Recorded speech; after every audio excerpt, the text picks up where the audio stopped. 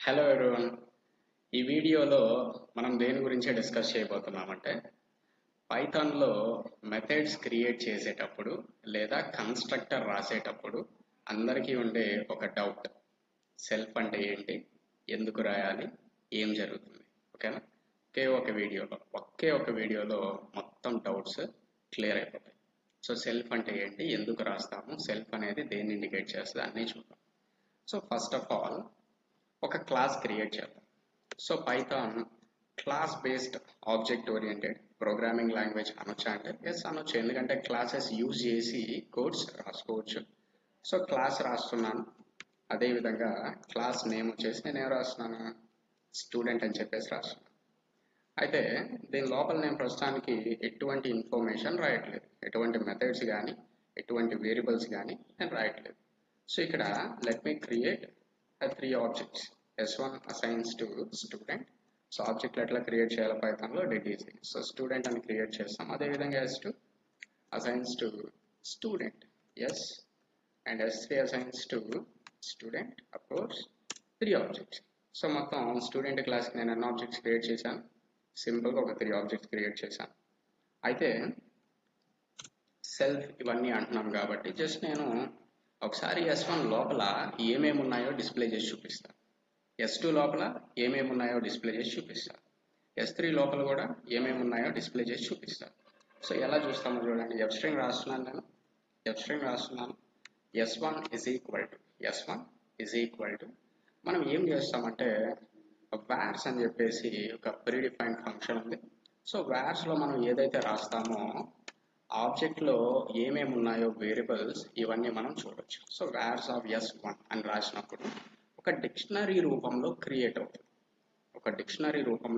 అయ్యి ఆ S1 class లోపల S1 అనే ఆబ్జెక్ట్ స్టూడెంట్ క్లాస్కి సంబంధించింది కాబట్టి దాని లోపల ఏం వేరియబుల్స్ ఉన్నాయి ఇవన్నీ మనం చూడొచ్చు. అదే ప్రస్తుతానికి S1లో ఏం వేరియబుల్స్ ఉన్నాయంటే కోర్స్ దెర్ ఆర్ నథింగ్, ఏమీ లేవు దాంట్లో. సో ఏమీ లేవు కాబట్టి అదే మనకంటే కనిపిస్తుంది. చూద్దాం ఒకసారి. అదేవిధంగా S2లో కూడా ఏమున్నాయి చూపిస్తానని చెప్పాను, సో S3 అండ్ అలాగే S2. ఓకేనా? సో S2 రాస్తున్నాను, అదేవిధంగా ఇక్కడ S3. ఓకే ఫైన్, బాగానే ఉంది. ఒకసారి రన్ చేద్దాం మనం. వెదర్ బాగాలేదు. ఓకే ఫైన్, test.py, సారీ దాని పేరు test.py కాదు, student.py. సో ఫైల్ నేమ్ నేను ఇక్కడ మౌస్ పాయింటర్ పెట్టున్నాను కదా, student.py, అందుకే మనకు అవుట్పుట్ వేరేది వచ్చేసింది. నేను కూడా స్టార్ట్ అయిపోయినా కాసేపు. So student.py. సో S1లో ఎటువంటి వేరియబుల్స్ లేవు కాబట్టి మనకి ఎంటీగా చూపిస్తుంది, S2లో కూడా ఎటువంటి వేరియబుల్స్ లేవు కాబట్టి మనకి ఎంటీగా చూపిస్తుంది, S3 కూడా ఖాళీగానే ఉంది కాబట్టి ఎంటీగానే చూపిస్తుంది. Very good. సో ఇప్పుడు నేనేం చేస్తున్నానంటే ఈ పాస్ తీసేసి క్లాస్ లోపల ఒక ఇన్స్టాన్స్ మెథడ్ రాస్తున్నాను, నేను రాస్తున్నాను. సో పైథాన్లో ఇన్స్టాన్స్ మెథడ్ని రాసే విధానం ఏంటో చూడండి. సో డెఫ్ కీవర్డ్ యూజ్ చేస్తాం. నేను క్రియేట్ అని చెప్పి రాశాను. నేనేం రాశాను, మెథడ్ పేరు క్రియేట్ అని చెప్పి రాశాను. ఇంక ఏమి రాయట్లా, క్రియేట్ అని చెప్పి ఇట్లా రాసి దీంట్లో నేను పాస్ అని చెప్పి మెన్షన్ చేశాను. సో పైథాన్లో పాస్ అంటే ఏంటి, ఇంకా నేను ఈ మెథడ్ని ఇంప్లిమెంట్ కంప్లీట్గా చేయలేను. సో ఏం ఇంప్లిమెంట్ చేయాలో నేను ఇంకా డిసైడ్ అవ్వాలి, అందుకే నేను ఏమో రాశాను, పాస్ రాశాను. అయితే ఇక్కడ హ్యాష్తో ఉండేది ఏంటో ఒకసారి చెప్తాను, ఒకవేళ తెలియకపోయింటే. ఏమంటామంటే సింగిల్ లైన్ కామెంట్ అన్నమాట. ఓకే ఫైన్, బాగానే ఉంది. కామెంట్స్ని ఇగ్నోర్ చేసేస్తాం. మరి ఈ ప్రోగ్రాంలో ఏదైనా మిస్టేక్ ఉందా అంటే ప్రస్తుతానికి ఎటువంటి మిస్టేక్ లేదు. ఒకసారి రన్ చేసి చూపిస్తాను. student.py. ఓకే ఫైన్, బాగానే ఉంది స్టిల్. మరి ఈ మెథడ్ ఉంది కదా, ఎందుకు రాసామంటే సెల్ఫ్ గురించి మాట్లాడడానికి రాశాను. సెల్ఫ్ ఎందుకు రాయాలి, దాని గురించి మాట్లాడడానికి రాశాను. అయితే ఇక్కడ నేను ఏం చేస్తానంటే S1.create. సో ఇన్స్టాన్స్ మెథడ్స్ గురించి మీకు ఐడియా ఉంటే అర్థమైపోతుంది. ఇన్స్టాన్స్ మెథడ్ని క్లాస్ బయట కాల్ చేయాలంటే డైరెక్ట్ కాల్ చేయకూడదు. ఇన్స్టాన్స్ మెథడ్ని బయట కాల్ చేయాలంటే డైరెక్ట్ కాల్ చేయకూడదు. సో ఇక్కడ క్రియేట్ అని చెప్పి మీరు రాయలేదు, ఎర్రర్ వస్తుంది. ఓకేనా, స్టూడెంట్ డాట్ పై. సో ఏమొస్తుంది error, name create is not define. So create అనే పేరుతో ఎటువంటి నేమ్ అయితే కనపడట్లేదు అని చెప్పేసి ఎర్రర్ చూపిస్తుంది. సో ఒక క్లాస్ లోపల ఉండే మెథడ్ని ఎట్లా కాల్ చేయాలి, క్లాస్ లోపల ఉండే మెథడ్ని ఎట్లా కాల్ చేయాలి, ఆబ్జెక్ట్ రెఫరెన్స్ వేరియబుల్స్ యూజ్ చేసుకొని కాల్ చేయొచ్చు. s1 డాట్ అలాగే s2 డాట్ క్రియేట్, అదేవిధంగా s3 డాట్ క్రియేట్. సో నేను 3 ఆబ్జెక్ట్స్ యూజ్ చేసి కాల్ చేస్తే ఇప్పుడు మనకి ఎర్రర్ వస్తుంది. ఎర్రర్ చూద్దాం. ప్రస్తుతానికి వచ్చే ఎర్రరు సెల్ఫ్ గురించి. ఎర్రర్ దేని గురించి, సెల్ఫ్ గురించి. సో ఇక్కడ చూడండి ఏం జరుగుతుంది. ఈ ఎర్రర్ అర్థమైతే చాలు, మీకు అంతా అర్థమైపోయినట్టే. ఈ ఎర్రర్ అర్థం చేసుకోవాలి.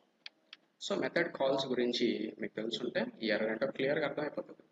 సో స్టూడెంట్ క్లాస్లో క్రియేట్ అనేది ఉంది కదా, దాంట్లో ఎటువంటి పారామీటర్స్ లేవు.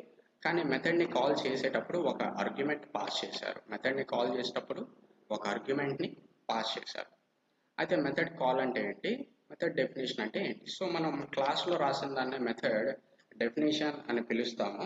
తర్వాత అవుట్ సైడ్ ఆబ్జెక్ట్ యూజ్ చేసి మనం రాసాం కదా, దీన్ని మెథడ్ కాల్ అని అంటాం.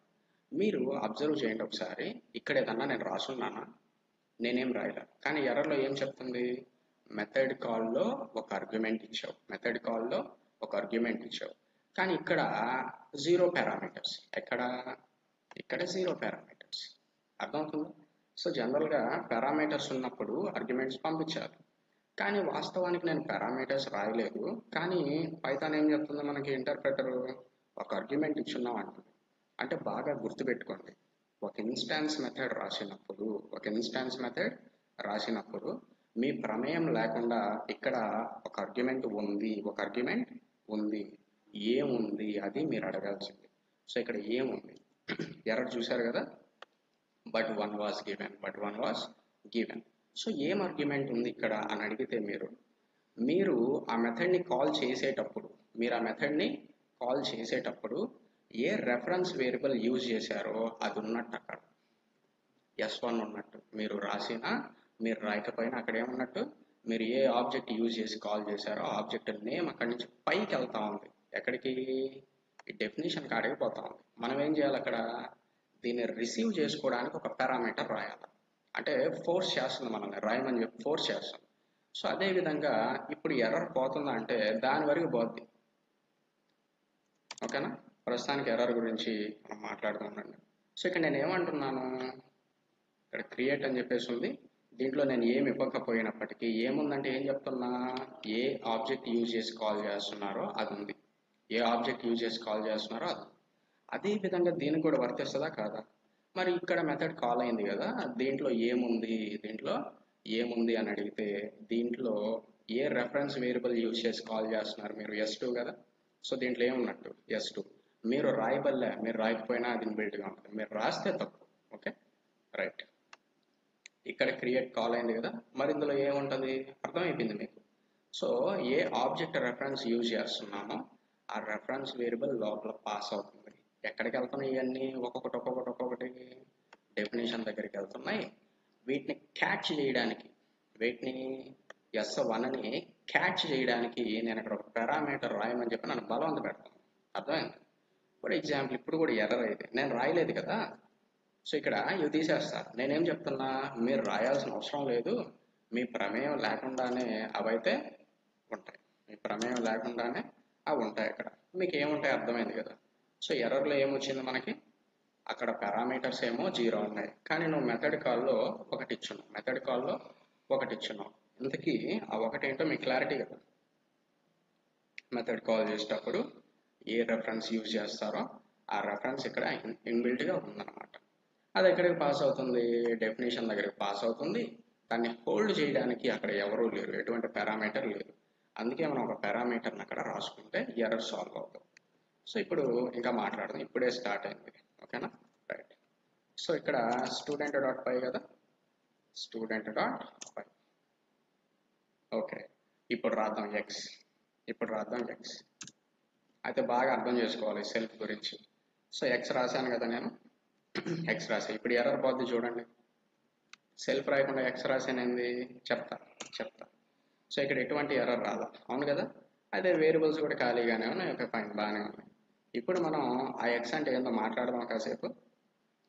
సో క్రియేట్లో ఏదైతే పాస్ అయిందో అది దేంట్లో స్టోర్ అయింది, ఎక్స్లో స్టోర్ అయింది. ఇదంతా ఏ క్లాస్లో ఉంది, స్టూడెంట్లో ఉందా లేదా, అంతా స్టూడెంట్లో. సో క్రియేట్లో ఏం పాస్ అయిందంటే మీరు అందరు చెప్తారు ఏమని, S1 పాస్ అయింది. సో S1 దేంట్లో ఉంది, ఎక్స్లో ఉంది. S1 దేంట్లో ఉంది, ఎక్స్లో ఉంది. సో ఎక్స్లో ఏముందంటే S1 అని చెప్తారు, బాగానే ఉంది. S1 is a object of student class. S1 is a object of student class. అదే విధంగా మళ్ళీ S2 డాట్ క్రియేట్ అని కాల్ చేశారా, అప్పుడు ఏం పాస్ అయింది, S2. అప్పుడు ఎక్స్లో ఏముందంటే ఏం చెప్తారు, S2. So what is S2 is a student object. అంటే అక్కడికి ఏదైతే పాస్ అవుతుందో ఆ క్లాస్కి సంబంధించిన ఆబ్జెక్ట్, అక్కడికి పాస్ అయ్యే వేరియబుల్ ఆ క్లాస్కి సంబంధించిన ఆబ్జెక్ట్. అదే విధంగా మళ్ళీ మీరు క్రియేట్ అని కాల్ చేశారు కదా. సో ఇప్పుడు ఏం పాస్ అవుతుంది, S3. ఎందులోకి స్టోర్ అయింది, ఇది ఎక్స్లో స్టోర్ అయింది. ఏముంది ఎక్స్లో, S3. What is S3 is a object of student class. So ఇక్కడ ఏది పడితే అది రాసుకోకూడదు. మీరు రాసినా రాయకపోయినా ఫస్ట్ పారామీటర్, మీరు ఎన్ని పారామీటర్లు రాసినా first variable, first parameter always represents object of the class. అర్థమవుతుందా. సో ఏం చెప్తున్నాను, మీరు ఎన్ని పారామీటర్స్ రాసినా వాటిలో ఫస్ట్ ఆబ్జెక్ట్ దేన్ని రెఫర్ చేస్తుంది, ఆబ్జెక్ట్ ఆఫ్ ద క్లాస్. అందుకే దాన్ని ఏమంటారంటే సెల్ఫ్. అంటే first parameter is my class object, అని అర్థం. So what is self, is object of my class. అయితే ఏంది, ఓకేనా, అది మాట్లాడుకుంటాం. కాసేపు ఈ YZ తీసేసి ప్రింట్ స్టేట్మెంట్ రాస్తాం. ప్రింట్ స్టేట్మెంట్లో హెలో అని చెప్పి రాస్తాం. హెలో అని వస్తాం. సో ఇక్కడ స్టూడెంట్ డాట్ పై. సో సెల్ఫ్ అంటే మీకు సింపుల్గా థియరిటికల్గా చెప్పినాను. సో S1 డాట్ క్రియేట్ అయినప్పుడు ఒకసారి రన్ అయింది, S2 డాట్ క్రియేట్ అన్నప్పుడు ఒకసారి రన్ అయింది, S3 డాట్ క్రియేట్ అన్నప్పుడు ఒకసారి రన్ అయింది. నేను అట్లాగే ఇది వ్యార్స్ అని చెప్పి డిస్ప్లే చేశాను కాబట్టి అవి అక్కడే ఉన్నాయి. ఓకే ఫైన్, బాగానే ఉంది. అయితే సెల్ఫ్ గురించి కంప్లీట్గా చెప్పలేదు నేను, ఇంకా ఒక ముక్క అయితే చెప్పాను. సో ఏం చెప్పినా, it is object of my class అనే సెన్స్లో సెల్ఫ్ అని రాయాలి. మీరు సెల్ఫ్ అని రాయకుండా మీరు ఏ పేరు పెట్టినా కూడా అది ట్రీట్ చేసేదైతే సెల్ఫ్గానే. అర్థమవుతుందా. కర్ణ, భీమ్, అర్జున్ అని రాశారు. సో మీరు ఏమన్నా రాసుకోండి, first parameter always represents object of the class. First parameter object of the class. Clarity కదా. ఆ సెన్స్లో మీనింగ్ఫుల్గా ఉంటుంది అనే ఉద్దేశంతో దాని పేరు ఏం పెట్టాలా, సెల్ఫ్ అని పెట్టాలా, అంతకంటే ఇంకేమీ లేదు. క్లారిటీగా. అయితే ఇక్కడ స్టూడెంట్ అంటే స్టూడెంట్కి ఒక ఐడి ఉంటుంది, స్టూడెంట్కి ఒక నేమ్ ఉంటుంది, స్టూడెంట్కి ఒక ఏజ్ ఉండాలా, స్టూడెంట్కి ఒక జెండర్. కానీ ఇక్కడ ఏం లేవు కదా. ఒకవేళ ఉంటే మనకి కనపడాలి, ఎక్కడ కనపడాలి, మనం వ్యార్స్ అన్నప్పుడు కనపడాలి. మనకు కనపడట్లేదు కదా. అవుతుందా నేనేం చెప్తున్నాను. సో ఆబ్జెక్ట్లో వేరియబుల్స్ లేవు. సో మరి సెల్ఫ్ యూజ్ చేసి ఇవ్వగలుగుతామంటే సెల్ఫ్ యూజ్ చేసి ఇవ్వగలమా, కాదు. సెల్ఫ్ యూజ్ చేసే ఇవ్వాలా, వేరే దారి లేదు. ఎందుకని, self represents object of the class. ఇప్పుడు నేను చెప్పేది జాగ్రత్తగా వినండి, సో ఫస్ట్ ఎప్పుడైతే ఈ మెథడ్ని కాల్ చేసామో ఏం జరుగుతుంది ఇక్కడ, మెథడ్ కాల్లో ఫస్ట్ పారామీటర్ S1 పైకి వెళ్ళొద్దని చెప్పానా లేదా. సో S1 దేంట్లోకి వెళ్ళొద్దని చెప్పాను, ఇక్కడ మీరు ఫస్ట్ పారామీటర్ ఏమి రాస్తే దాంట్లోకి వెళ్ళద్ది.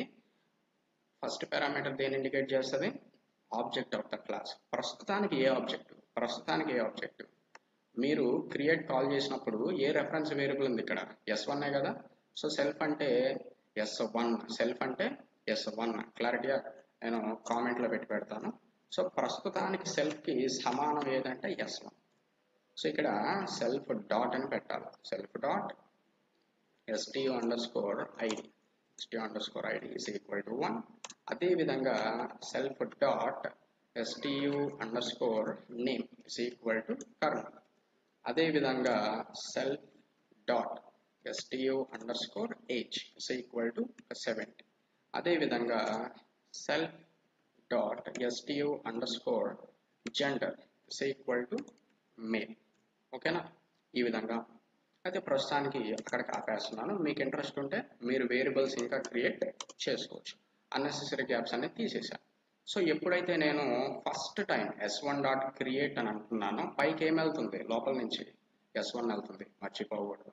సో s1 దేంట్లో స్టోర్ అయింది, ఇందాక సెల్ఫ్లో స్టోర్ అయింది. So present what is self అంటే s1 which is object of the student class.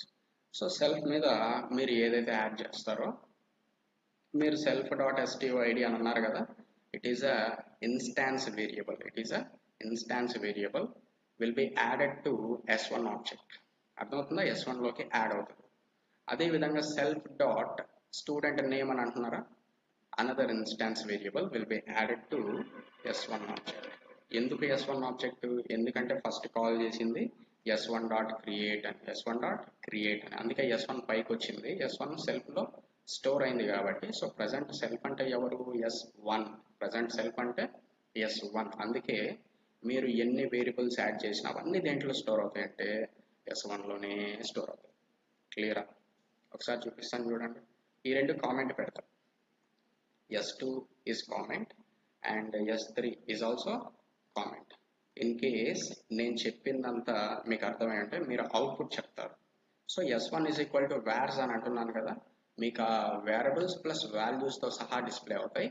మీరు s2 is equal to vars అన్నప్పుడు మీకు రావు, ఎందుకంటే నేను అసలు కామెంట్లో పెట్టేసా, అవి కాల్ అవ్వలేదు కాబట్టి s2లో యాడ్ అవ్వలేదు, s3లో కూడా యాడ్ అవ్వలేదు. కేవలం దేంట్లో యాడ్ అయి ఉన్నాయి, s1లో మాత్రమే యాడ్ అయి ఉన్నాయి కాబట్టి s1 మనకి ఎంటీ బ్లాక్స్ ఈసారి రావు.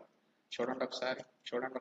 సో ఇక్కడ అబ్జర్వ్ చేయండి, నేను స్టూడెంట్ డాట్ పై అని ఇస్తున్నాను, స్టూడెంట్ డాట్ పై.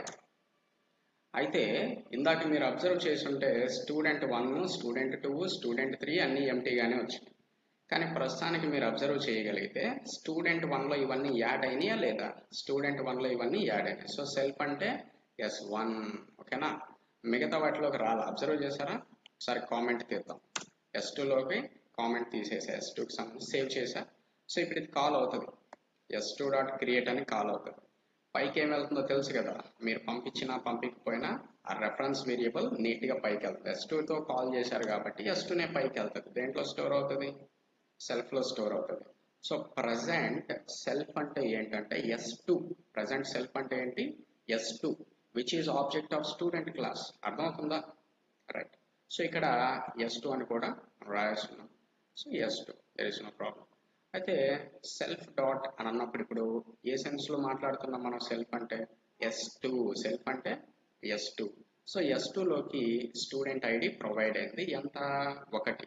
ఇందాక అది 1, ఏది స్టూడెంట్ 1, ఇది కూడా 1, నో ప్రాబ్లం, మళ్ళీ మారుతుంది. సో సెల్ఫ్ అంటే మళ్ళీ అర్థం ఏంటి, s2. s2లోకి ఈసారి ఏం యాడ్ అయింది, నేమ్. మళ్ళీ సెల్ఫ్ అంటే ఎవరు, s2. మళ్ళీ ఏం యాడ్ అయింది, ఏజ్. మళ్ళీ సెల్ఫ్ అంటే ఎవరు, s2. ఏం యాడ్ అయింది, జెండర్. అర్థమవుతుందా? సార్ చెక్ చేసి చూపిస్తాను చూడండి, చెక్ చేసి చూపిస్తాను. cls స్టూడెంట్ డాట్ పై, స్టూడెంట్ డాట్ పై, చూసారా? అయితే ఏది ఎంటీగా ఉంది, s3 ఎంటీగా ఉంది. సో దాని సంగతి చూద్దాం ఒకసారి. మనం కామెంట్లోంచి తీసేద్దాం అంతే, దాని సంగతి ఇంకేం లేదు. సో సేవ్ చేస్తున్నాను. ఇప్పుడు మనం కాల్ చేసాం కదా s3 డాట్ క్రియేట్ అని, పైకి ఏం పాస్ అవుతుంది, s3. మీరు పంపించినా పంపించకపోయినా ఇన్బిల్ట్గా పాస్ అవుతుంది. దేంట్లో స్టోర్ అవుతుంది, సెల్ఫ్లో. అర్థమవుతుందా? సెల్ఫ్ అంటే ఏదో కాదు, ఆ క్లాస్కి సంబంధించిన ఆబ్జెక్ట్, ఆ క్లాస్కి సంబంధించిన ఆబ్జెక్ట్. ఏ ఆబ్జెక్ట్ అంటే ఏం చెప్తారు, ప్రజెంట్ ఆ మెథడ్ ఏ వేరియబుల్ ద్వారా కాల్ అయిందో ఆ ఆబ్జెక్ట్ అని చెప్పాలి. అర్థమవుతుందా? సెల్ఫ్ అంటే ఆబ్జెక్టే, సెల్ఫ్ అంటే ఆబ్జెక్టే. కాకపోతే ప్రజెంట్ ఆ మెథడ్ని కాల్ చేసిన ఆబ్జెక్ట్ ఎవరు, ప్రజెంట్ ఆ మెథడ్ని కాల్ చేసిన ఆబ్జెక్ట్ ఎవరు, s3. సో s3 అన్నమాట. సో ప్రజెంట్ సెల్ఫ్ అంటే ఎవరు, s3. మీరు ఏం చేసినా కూడా ఎఫెక్ట్ దేని మీద పడుతుంది, s3 మీద పడుతుంది. సో s3లోకి వేరియబుల్ యాడ్ అవుతుంది, s3లోకి వేరియబుల్ నేమ్ యాడ్ అవుతుంది, s3లోకి ఏజ్ యాడ్ అవుతుంది, s3లోకి జెండర్ కూడా యాడ్ అవుతుంది. క్లియరా? రైట్. సార్ చూద్దాం. స్టూడెంట్ డాట్ పై క్లారిటీయా? సో ఇది సెల్ఫ్ అంటే మీకు క్లియర్ కట్గా అర్థమైంది అని అనుకుంటున్నాను. వెల్, వాట్ ఈస్ సెల్ఫ్ అంటే డెఫినేషన్ ఏం చెప్పాలి? Self refers current object of the class. Self refers current object of the class. Self refers current object of the class. The class. దాంట్లో కూడా కొంచెం ఇన్కంప్లీట్ గానే ఉంది. అంటే ఏంటి? That is on which the create method is being executed. అర్థమవుతుందా? So present ఆ method ఏ object మీద ఎగ్జిక్యూట్ అవుతుందో ఆ ఆబ్జెక్ట్ నే కరెంట్ ఆబ్జెక్ట్ అని చెప్పేసి అంటున్నాం. So self refers what means? Self refers current object of the class, that is on which the create method is being executed. So first time call చేసినప్పుడు current object అంటే ఎవరు? First time call చేసినప్పుడు current object అంటే ఎవరు? S1. So అప్పుడు self అంటే S1. Next time self అంటే ఎవరు? ఏ ఆబ్జెక్ట్ యూజ్ చేసి కాల్ చేసామో ఆ ఆబ్జెక్టే కరెంట్ ఆబ్జెక్ట్ ఆ టైంకి. సో అంటే ఎవరు? S2. అర్థమైందా? అదేవిధంగా మళ్ళీ క్రియేట్ అన్నప్పుడు కరెంట్ ఆబ్జెక్ట్ అంటే ఎవరు? అప్పుడు S3. ఓకేనా? మీరు ఏ ఆబ్జెక్ట్ యూజ్ చేసి కాల్ చేస్తారో సెల్ఫ్ ఆ ఆబ్జెక్ట్నే రెఫర్ చేస్తుంది. ఇప్పుడు మాట్లాడతాం. ఏం మాట్లాడతాం అంటే డిఫరెంట్ వాల్యూస్ ఎందుకు రాలేదు? కానీ చాలా సింపుల్ లాజిక్. ఒక మెథడ్ కాల్ అయినప్పుడు పారామీటర్స్ లేకపోతే సేమ్ వాల్యూస్ వస్తాయి, పారామీటర్స్ ఉంటే డిఫరెంట్ వాల్యూస్ వస్తాయి. సో ఐడి కోసం ఐ తీసుకున్నా, నేమ్ కోసం నేమ్ తీసుకున్నా, ఏజ్ కోసం ఏ తీసుకున్నా, తర్వాత జెండర్ కోసం జీ తీసుకున్నా. ఇప్పుడు నేనేం చేస్తా? 1 తీసేసి ఐ రాస్తాను. అదేవిధంగా కర్ణ తీసేసి ఎన్ రాస్తాను. 70 తీసేసి ఏ రాస్తాను. మేల్ తీసేసి జీ రాస్తాను. ఇలా రాసినప్పుడు ఏం చేయాలో మనకు తెలుసు. మెథడ్ కాల్లో వాల్యూస్ పాస్ చేయాలి. సో మెథడ్ కాల్స్ గురించి మీకు ఆబ్వియస్లీ ఐడియా ఉంటుంది. సో ఐడికి వచ్చేసి 1 అని పంపిస్తున్నాను. నేమ్ వచ్చేసి రసూల్ భాష అని పంపిస్తున్నాను. రసూల్ భాష. తర్వాత వచ్చేసి ఏజ్ 29 రాద్దాం. జెండర్ వచ్చేసి మేల్ రాద్దాం. ఓకేనా? రైట్. అదేవిధంగా సెకండ్ వన్ వచ్చేసి నరేష్ రాద్దాం. తర్వాత ఏజ్ 99 రాద్దాం. అదే 29 రాద్దాం. తర్వాత జెండర్ వచ్చేసి మేల్. అదేవిధంగా ఇక్కడ 3 రాద్దాం. ఇంకొక పేరు రాద్దాం, Sai, Tarun. And age same age, మా ఫ్రెండ్స్ అందరూ. సో ఇక్కడ జెండర్ వచ్చేసి మేల్ రాస్తాం. ఎందుకు 4 పంపించిన? ఐకి ఒక ఐడి, ఎన్కి ఒక నేమ్, ఏకి ఒక ఏజ్, అదేవిధంగా జీకి ఒక జెండర్. క్లియర్? ఇప్పుడు చూడండి, S1కి డిఫరెంట్ వాల్యూస్ ఉంటాయి, S3కి డిఫరెంట్ వాల్యూస్ ఉంటాయి, S2కి కూడా డిఫరెంట్ వాల్యూస్ ఉంటాయి. ఏం జరిగిందో మీకు ఇందాక నుంచి చెప్తానే ఉన్నాను కాబట్టి మళ్ళీ రిపీట్ చేసి మీ టైం వేస్ట్ చేయదలుచుకోవట్లేదు. సో డిఫరెంట్ వాల్యూస్ ఉన్నాయా లేదా? అలాగనమాట. సో నాకు తెలిసి సెల్ఫ్ అంటే ఏంటో క్లియర్ కట్గా మీకు ఐడియా వచ్చుండాలి. ఒకవేళ వచ్చుంటే నాకు కామెంట్ రూపంలో మీరు తెలియజేయండి. ఇంకొక చిన్న విషయం ఏంటంటే పారామీటర్స్ ఎప్పుడు ఎట్లా పడితే అట్లా రాయకూడదు. కరెక్ట్ పద్ధతి కాదు అసలు. ప్రాక్టీస్ ఎలా చేయాలంటే, సో ఇక్కడ ఇన్స్టాన్స్ వేరియబుల్ అంటాం. సెల్ఫ్ డాట్ అని పెట్టి రాశాను కదా, ఇన్స్టాన్స్ వేరియబుల్ నేమ్ అంటాం. ఇందాక నేను ఇక్కడ రాశాను చూడండి, పారామీటర్స్. ఏంటివి? పారామీటర్ నేమ్స్ ఎలా ఉండాలంటే ఇన్స్టాన్స్ వేరియబుల్ ఎలా ఉంటే అలాగే ఉండాలి. అర్థమైందా? దానివల్ల మన ప్రాబ్లం వస్తుందంటే ఏం రాదు, క్లారిటీగా ఉంటుంది. అర్థమవుతుందా? అదే ప్రొఫెషనాలిటీ. ఓకే, అలాగే ప్రాక్టీస్ చేసుకోవాలి. మరి రిజల్ట్ ఏమన్నా మారిపోతా అంటే ఏం మారదు. ఓకేనా? మీరు కావాలంటే చేంజ్ చేసుకుంటే మారుతుంది అంతే. సో 29 28 ఇచ్చాము, మీరు మారిస్తేనే అది మారుతుంది, కానీ అది నార్మల్గా మారు. సో ఇక్కడ ఏం జరిగింది? ఎర్రర్ వచ్చింది. ఎందుకో చెప్పండి. ఎందుకు ఏముంది? పారామీటర్స్ మార్చేస్తే ఇక్కడ మార్చకపోయారు. Okay, right. సో ఐడి, అదేవిధంగా ఇక్కడ కూడా నేమ్. సో నేమ్, అదేవిధంగా ఇక్కడ ఏజ్ కదా, సో ఏజ్ అండ్ జెండర్ కాబట్టి జెండర్. క్లారిటీయా? మరి ఏ సైడ్ ఉండేటివి పారామీటర్స్ అంటే రైట్ సైడ్ ఉండేటివే పారామీటర్స్. ఏ సైడ్ ఉండేటివి? రైట్ సైడ్ ఉండేటివి పారామీటర్స్, లెఫ్ట్ సైడ్ ఉండేటివి instance variables. So what is self? So ఒక ఇన్స్టాన్స్ మెథడ్లో మీరు ఎన్ని పారామీటర్స్ రాసినా first parameter always refers to the current object of the class on which the method is being executed. Clear కదా? So మీకు క్లియరా కాదా నాకు కామెంట్ రూపంలో తెలియజేయండి. Thank you. By by.